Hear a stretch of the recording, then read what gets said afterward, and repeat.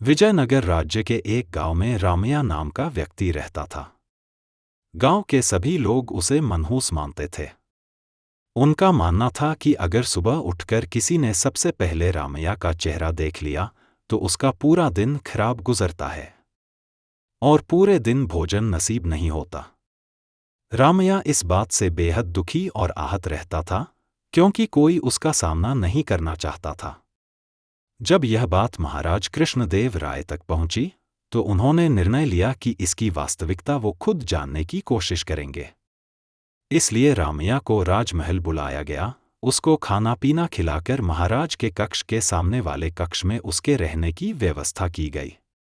अगली सुबह महाराज कृष्णदेव रामैया के कक्ष में गए और उसका चेहरा देखा, क्योंकि अब महाराज को देखना था कि उनका दिन कैसा गुजरता है और क्या वाकई रामैया मनहूस है। इसके बाद महाराज भोजन के लिए बैठ गए, लेकिन जैसे ही उन्होंने भोजन की तरफ हाथ बढ़ाया उन्हें अचानक किसी आवश्यक मंत्रणा हेतु दरबार में जाना पड़ा, तो वे बिना भोजन करे ही दरबार चले गए। अपना पूरे दिन का काम निपटाकर महाराज कृष्णदेव राय को जब उन्हें भोजन परोसा गया तो उन्होंने देखा कि उनके भोजन पर मक्खी बैठी हुई है, तो उनको खाना छोड़ना पड़ा और अब उनकी भूख भी मर चुकी थी, इसलिए वो बिना भोजन किए ही अपने शयन कक्ष चले गए और सो गए। महाराज को विश्वास हो गया कि रामैया मनहूस है और उन्होंने क्रोध में आकर उसे फांसी पर चढ़ा देने का आदेश दे दिया। ये जब रामैया को सैनिक फांसी पर लटकाने के लिए ले जा रहे थे तो उनका सामना तेनालीराम से हुआ और उन्होंने पूरा माजरा समझकर रामैया के कान में कुछ कहा। फांसी गृह पहुंचने के बाद सैनिकों ने रामैया से उसकी अंतिम इच्छा पूछी।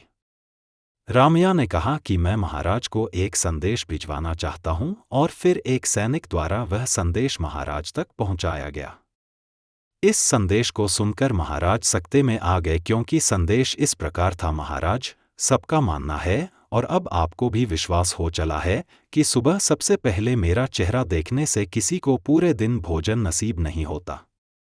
लेकिन महाराज, मेरी अंतिम इच्छा ये है कि मैं पूरी जनता के सामने ये बताना चाहता हूँ कि मेरा चेहरा देखने के बाद तो महाराज को सिर्फ भोजन नहीं मिला, लेकिन मैंने तो सुबह सबसे पहले महाराज आपका मुंह देखा और उसको देखने पर तो मुझे जीवन से ही हाथ धोना पड़ रहा है। बताइए, ऐसे में कौन ज्यादा मनहूस हुआ? संदेश सुनकर महाराज को अपनी अंधविश्वासी सोच पर शर्म आई और उनको लगा कि यदि ये संदेश जनता के सामने कहा गया तो क्या होगा। उन्होंने सैनिकों से कहकर रामैया को बुलवाया और पूछा कि उसे ऐसा संदेश भेजने का परामर्श किसने दिया था। रामैया ने तेनालीराम का नाम लिया। महाराज तेनालीराम की बुद्धिमत्ता से बहुत प्रसन्न हुए। उन्होंने रामैया की फांसी की सजा निरस्त कर दी और तेनालीराम को पुरस्कृत किया, क्योंकि उसकी वजह से ही ये अंधविश्वास का पर्दा उनकी आंखों पर से हटा और बेकसूर रामैया के प्राण भी बच पाए।